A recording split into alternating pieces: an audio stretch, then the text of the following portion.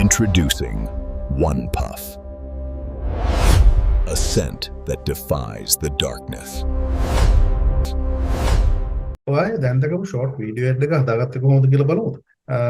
Image එක generate කරන්න මම පාවිච්චි කරා Google Gemini එක. Gemini එකත් එක්ක Nano Banana.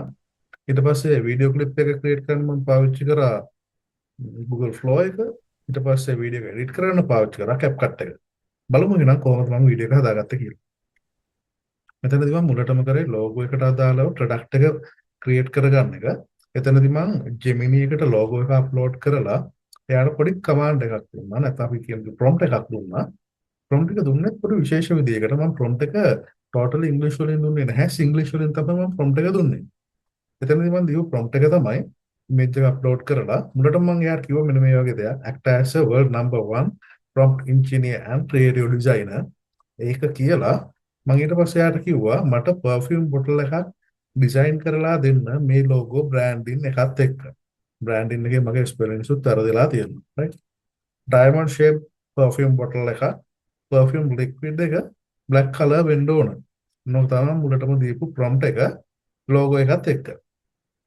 එතකොට යා මට මෙන්න මේ වගේ perfume bottle එකක් තමයි generate කරලා දුන්නේ.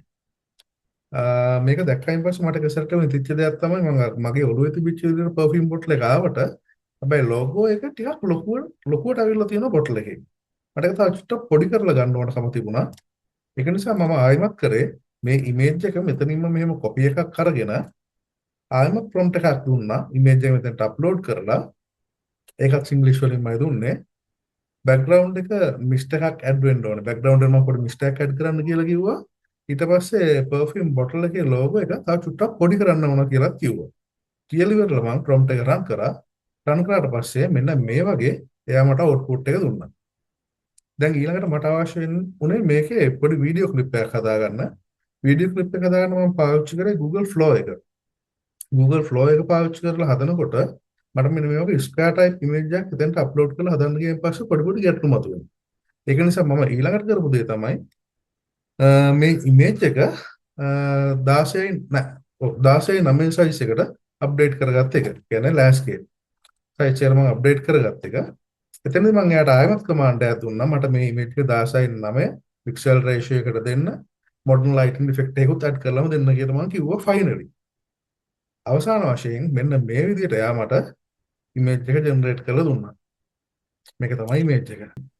ඊට පස්සේ මට අවශ්‍ය වෙන්නේ මේ ඉමේජ් එක වීඩියෝ විදිහට ජෙනරේට් කරගන්න. ඒකට මම පාවිච්චි කරනවා Google Flow එක. Google Flow එකට ගිහිල්ලා මම ඉමේජ් එක අප්ලෝඩ් කරලා දුන්න කමාන්ඩ් එක තමයි නැත්නම් දුන්න ප්‍රොම්ප්ට් එක තමයි product launching. just two word වචන දෙකක් දීලා තමයි මම ඔය වීඩියෝ ක්ලිප් එක ජෙනරේට් කරගත්තේ. ඔන්න ඔය විදිහට තමයි මම අර ඔයා දැකපු වීඩියෝ ක්ලිප් එක ජෙනරේට් කරගත්තේ. දැන් මම මේ වීඩියෝ ක්ලිප් එකේදී බොහොම ඉක්මනට ස්ටෙප් ටික කියාගෙන ආවා. කරන විදිය මම පැහැදිලිව කතා කරේ නැහැ.